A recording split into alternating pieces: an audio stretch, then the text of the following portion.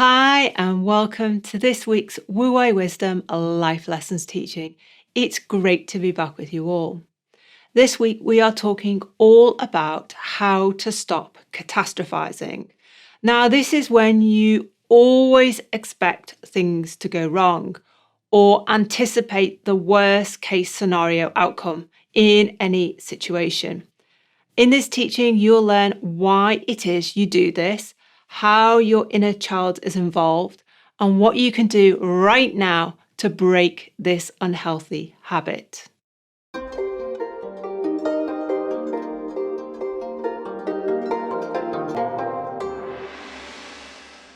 Okay, David, so how common is catastrophizing with the clients that you work with?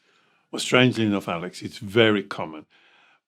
It's something that they wouldn't come with as the problem. They'll come with another problem. But when you start to go through the golden thread process with them, or you start to talk to them to understand the basis of their issues, you will see this over exaggeration, this catastrophizing everything. I call it, in my words, worst case scenario.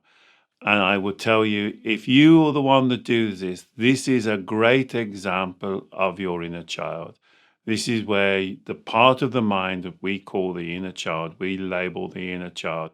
This is when they are trying to communicate with you. So if you're seeing everything as it's the end of the world, it can never get better, it's one problem on top of another one, it's a nightmare situation.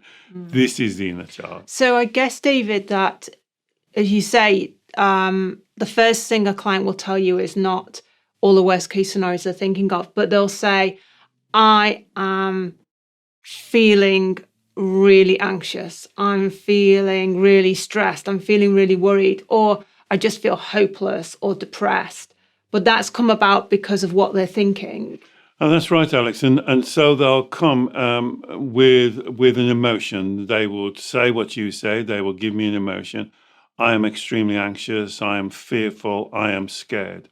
And so you can lead them through the golden thread process then. So for those of you new to our channel, it's a very simple self-inquiry process that you can do for yourself. You don't need a therapist to do it with you. Just some very simple rules. The first one is, you are the creator of your emotions. You are not the victim. I believe this is one of the most powerful things that you can think about and meditate on. Let me repeat it again. You are the creator of your emotions. Therefore, you can't be the victim of them. Now, most of my clients will accept that on an intellectual basis. They'll kind of say, well, of course I accept that. And then they use the famous three-letter word, but. Or some of them who've watched the videos will say, however. But the thing is, that has to be true 100%. You are the creator of your emotions. You are not the victim. So when you are creating anxiety, most people will say, I'm suffering with anxiety. Anxiety overwhelms me. I can't do it because I'm fearful. I can't do it because I'm too scared. I can't do this because of the emotion. And then you become the victim. It's a victim statement. So that's the first point. Do you believe 100% that you are the creator of your emotions? You are not the victim of them. I'm not saying you shouldn't have emotions. I'm saying emotions are wonderful, natural. They're what makes us human beings.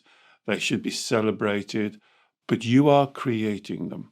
And when you accept that fully, then you can ask yourself the question, if you say, now instead of I'm suffering with anxiety, which makes you the victim, you can then say, I am creating anxiety. Now you can ask yourself the golden thread process question. Why are you choosing to create anxiety? Then you go down. And I love what you said once. It's like following the breadcrumbs. Why? Why do I think this? Why am I thinking that? Why do I believe this? You follow it down until you come to the reasons or the foundation or the grounding of the emotion. Now, I prefer not to use the word like anxiety, fear, scared. I prefer to use the word red or green lights. Red lights when it's negative, green lights when it's positive. So you are creating a red light or you are creating a green light. It's telling you that there's something in your belief system urgently needs your attention. The golden thread process follows you down, why, until you get to the reason. And then the reason creates the consequences, which are the red or green lights. And I guess, David, a lot of people would say, well, the reason why I'm experiencing or creating anxiety is because I believe this bad thing is going to happen, and it's quite right and normal for me to anticipate this because it may happen and I need to be prepared. And that's right. And that's where the catastrophizing comes in.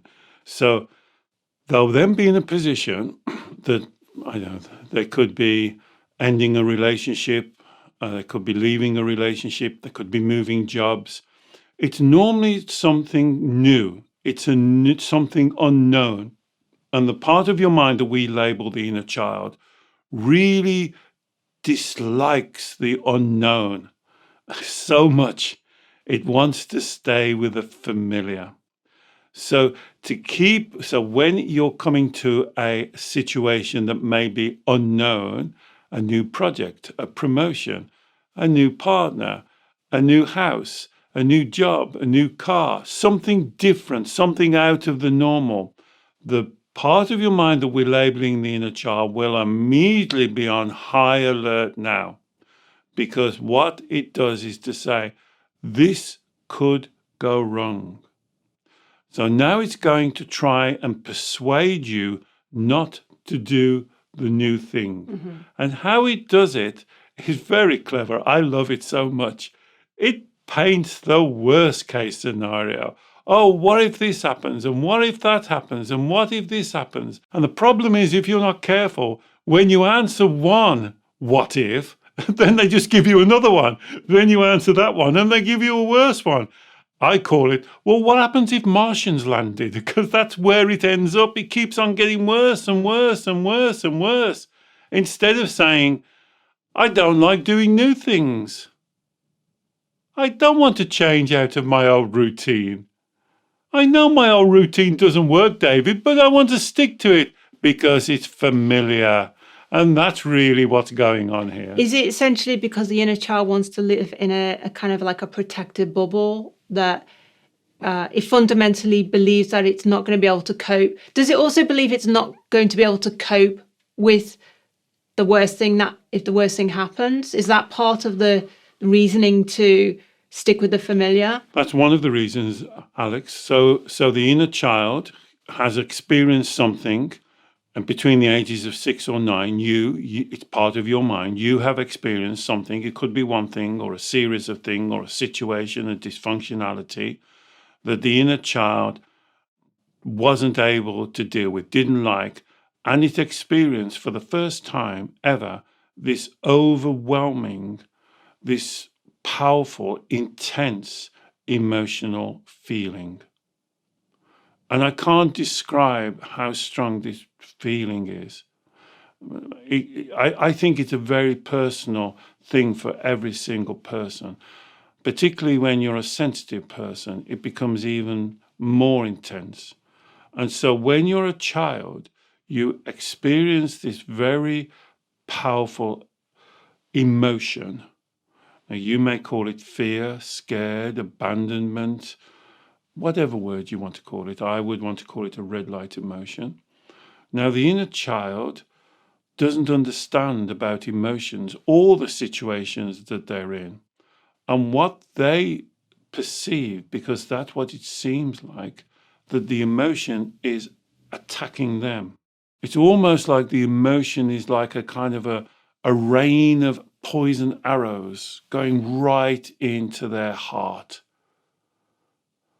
And this, for them, is the first and the worst case scenario that they've ever experienced. And so they quite rightly, quite correctly, as a child would do, is to say, I am never going to go back and experience that again. Now they start to build up layers of protection. One is what you say. I would want to be emotionally protected.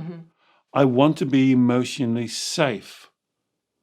I want to try and control outside other people, other events, so I never encounter that situation again. You see, all of these are like layers, layers and layers.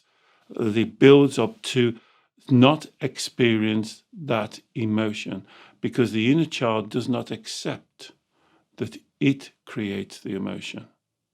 And that's when I said at the top when we were talking, you are the creator of your emotions. You are not the victim.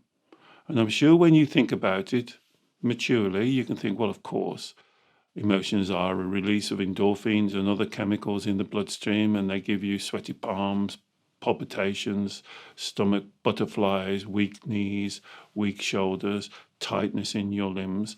They are a physiological reaction to what you're encountering. But your part of your mind is the inner child is running a completely different script and story. It still sees emotions as an external attack on it, and that's the problem. So how do we solve this, David? How do we teach our inner child to have a more balanced perspective? So you're not saying forget the possibility of a worst case scenario outcome, but you're saying have a more balanced perspective. How do we teach our inner child to step away from wanting the protection, the familiarity? That's such an important question, Alex, for dealing with the worst case scenario. And if you're involved in this and you notice yourself always looking at the negative, always looking at worst case scenarios, always arguing, always taking the position, well, what if this and that could happen and this could happen? And you're right, these things could happen. Martians could land, couldn't they? You're not wrong, but you keep on spewing out these worst case scenarios instead of saying, I don't want to move, I want to stay with where I am. So the first thing that you have to do to answer your question is you have to rethink the way you as a mature person think about emotions. And that's why I want to do these videos and teach you this teaching. It's very powerful teaching. It goes against what you hear from other teachers. I know that. It goes against what you've heard on television and radio and reading books. They make you the victim. They give you techniques on how to control your emotions. And I'm saying, let's look at what creates the emotion.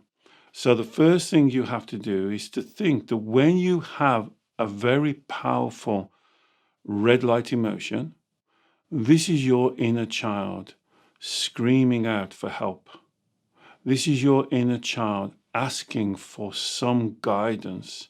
This is not something to ignore like a lot of my clients do, to avoid, to shut off, to go and have another donut or another drink of whiskey or do something else, to ignore the emotion. What I would say is when you experience the red light emotion, change your wording, ask yourself, why am I now choosing to create a red light emotion? Do the golden thread process. We've done many teachings on it. We've got lots in our archive. It's very simple. It's just asking very direct questions of yourself. Take you a couple of goes to get used to it, but it will come down to a belief. The belief will normally be what we call the 3 lies. So as I give you these 3 lies, ask yourself, have you ever said one or all 3 of these to yourself? I'm not good enough. I can't cope. I'm unlovable, or maybe I'm unworthy, or have no value. It's all the same thing. One of those 3 lies. And this is now the belief of the inner child. And it will make everything worse, as you said earlier, because when it sees something new, like starting a new job, the lie comes in. I can't be able to cope with that. What happens if they catch me out? What happens if they see I'm on imposter syndrome? Yeah. See, so we have all these wonderful names. And those speculations, those worst case scenario outcomes are, as you say, based on those core lies that we hold within our belief system. But even worse than that, Alex, When then you allow the inner child to pull you down in its way of thinking, guess what emotion that creates? More anxiety. More anxiety. Yeah. So there now is the carousel of despair.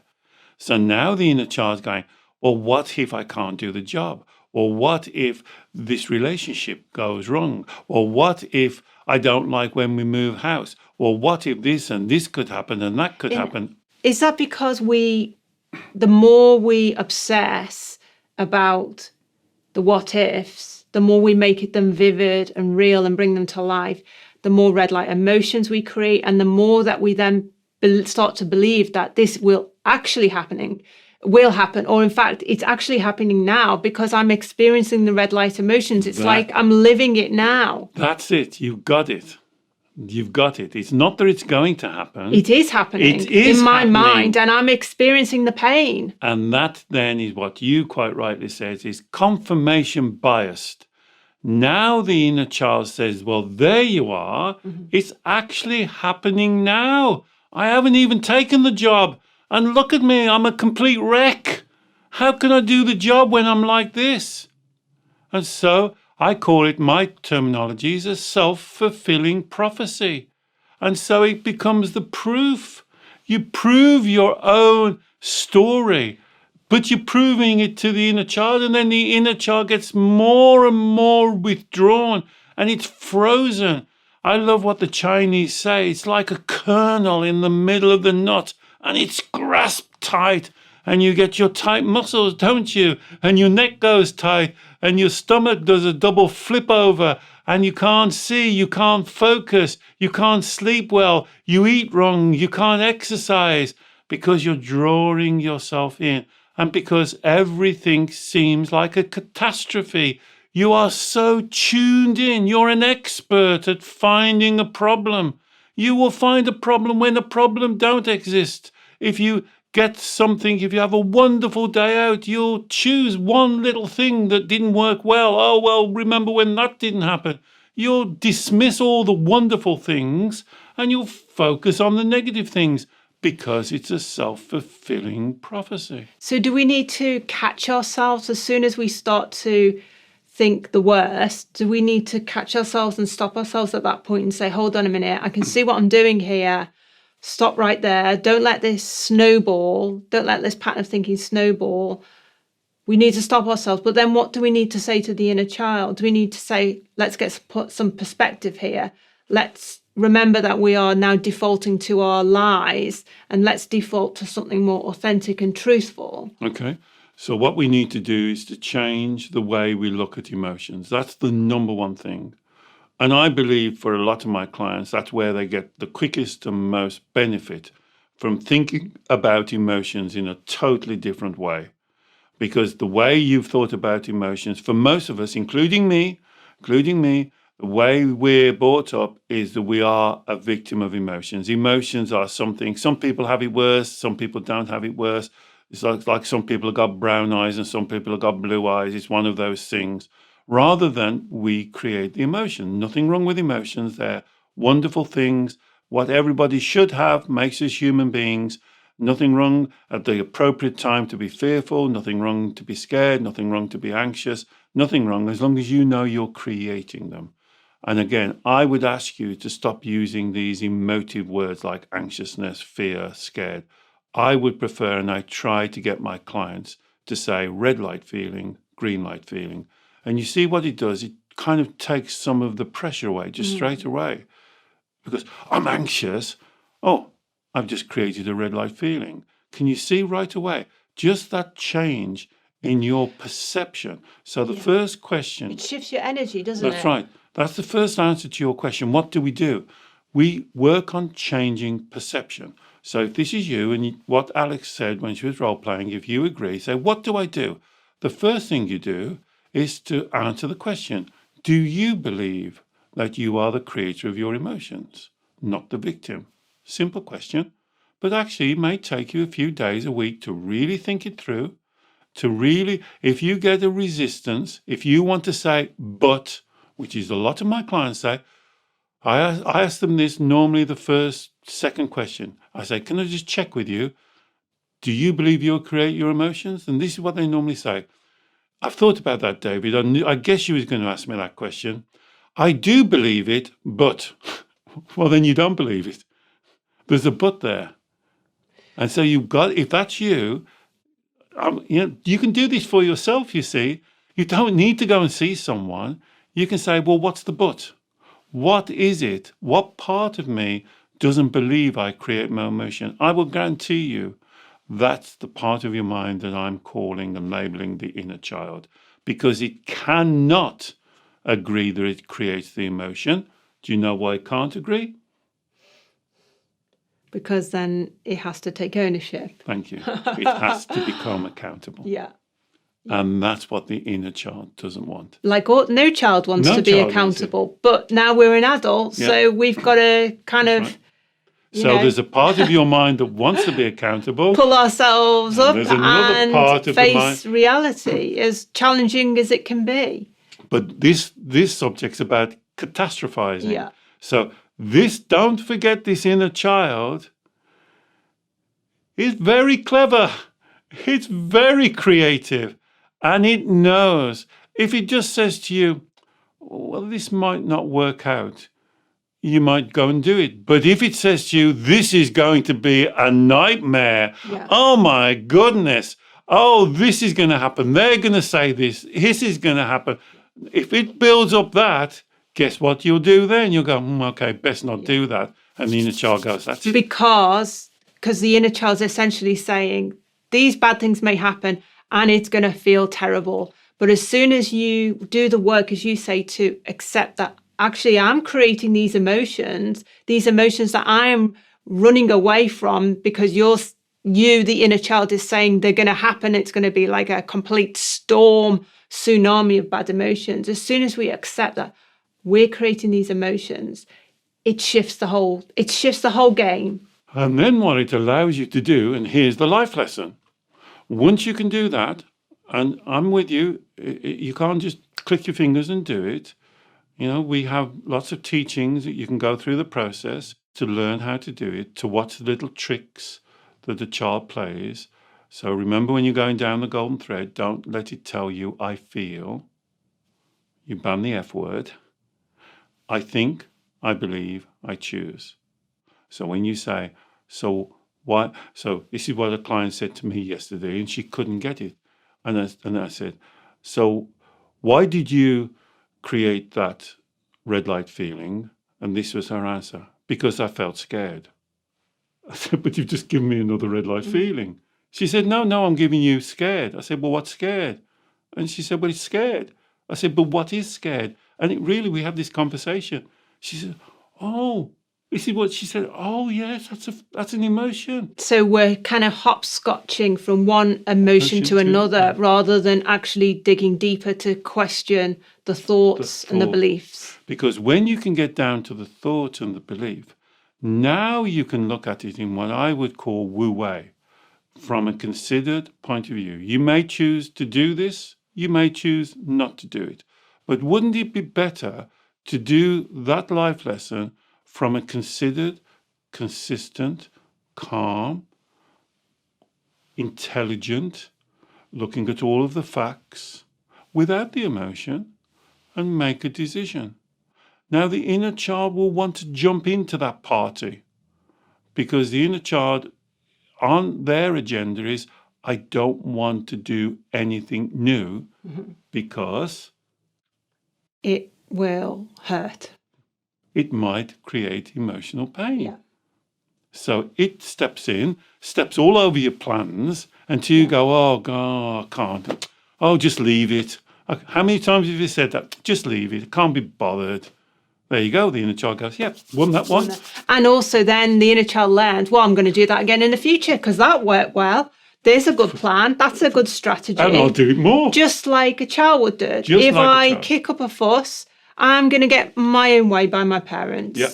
If I scream and shout and say, this is terrible, this is a disaster, I'll get my own way and we'll stay safe and nice and cozy and familiar, and I won't have to do anything I don't want to do. Yes.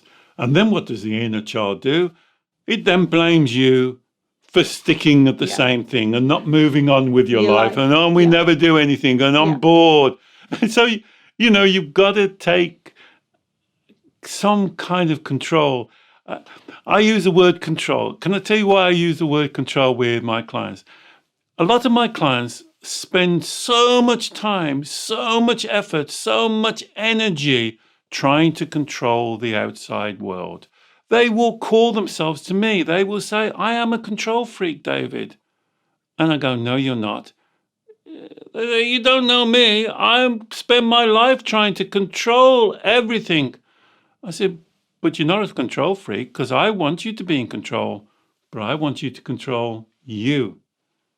You're trying to control everybody else, and that won't work. That's why you're a freak. It can't work. You can't control the environment. You can't control what other people are thinking and saying, and you waste that energy. Then they'll say, well, that's why I can't sleep. I'm so tired, and then I can't sleep at night, and I'm eating wrong, and I'm eating on the go, and I'm putting on weight.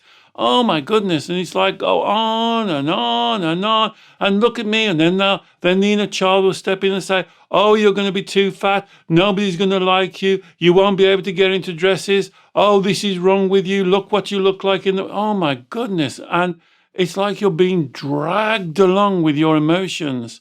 And that's where you have to stop it. You have to step back. You have to look at this. And if you do not believe you create your emotions, let me rephrase. If your inner child believes that they do not create the emotion, ask them, okay, sweetheart, where do you believe emotions come from? And they'll say something like, well, it comes from them. Okay, but how does it get from them into you? They'll normally say, when I ask my clients that, don't know. Well, you must know because you think it happens. You see, now they're starting to duck and dive. Then they'll go quiet. But you have to be able to do this inner child work. This catastrophe is always your inner child. It's very difficult to deal with.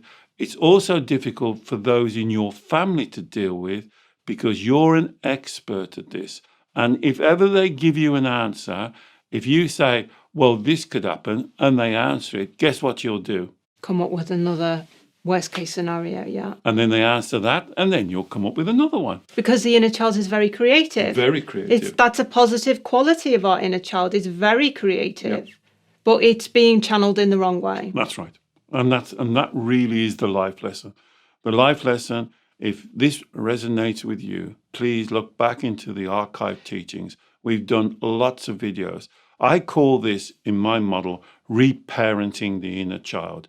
And do never believe that your inner child is some kind of a monster, a demon. It's got it in for you. It's against you. It's your enemy. It's a scared little child, frozen, stuck, doesn't understand. And what it wants the most is some education. It wants somebody to listen to it. It wants somebody to answer its questions. I can tell you when I'm working with a client, that is my main role, to answer the inner child's questions. Some of my clients can do this quite easily. Some find it a little bit more difficult. But if we can, I say to my client, can I try and speak to your inner child? And I go, well, I'm going to use a pet name like little one or son or sweetheart, and just answer. Close your eyes and just say the first thing that comes into your mind. And so I'll just say, so son, why does this concern you? Why are you creating fear? Or I say, do you believe you create fear? And then you'll find that the person will be able to, I think some people call it channeling, but it's almost coming from a different part of their mind. And then I can answer its questions. It can say, yeah, but what happens if this happens? And then I'll say, well, what do you think is going to happen? Then it'll give me the light. Well, I wouldn't be able to cope with that. Okay, son, so why do you think you wouldn't be able to cope with that? And this is what the child will always say. Because I haven't been able to cope with it in the past. And that is all the evidence the inner child will ever need. Because I haven't coped with it in the past, I will not be able to cope with it in the future. So my way is to make sure I do not encounter it in the future. The best way to not encounter it in the future is to make it so bad so we avoid it. And that's its plan. It's as simple as that. And we've done, as you say, we've done so many teachings, so many helpful teachings on the process David has talked about there, the inner child reparenting, that inner child dialoguing, that questioning process, getting the inner child to open up, and for you to emotionally educate your inner child. I will put links to those teachings and also other teachings on understanding your emotions and the issues of kind of anxiety and what it is, and understanding the root causes of those red light emotions. So all of those teachings will help you explore this topic much, much more. If you have benefited from this teaching, please do let us know and perhaps share it with someone else who you think it may also help. David works with clients all over the world every week by Zoom video call on exactly these types of issues. If you'd like to learn more about David's consultations, I will also put a link to those in the show notes. And finally, please don't forget to subscribe to our YouTube channel. We produce new teachings every week, and we would love to share your journey with you. Bye-bye.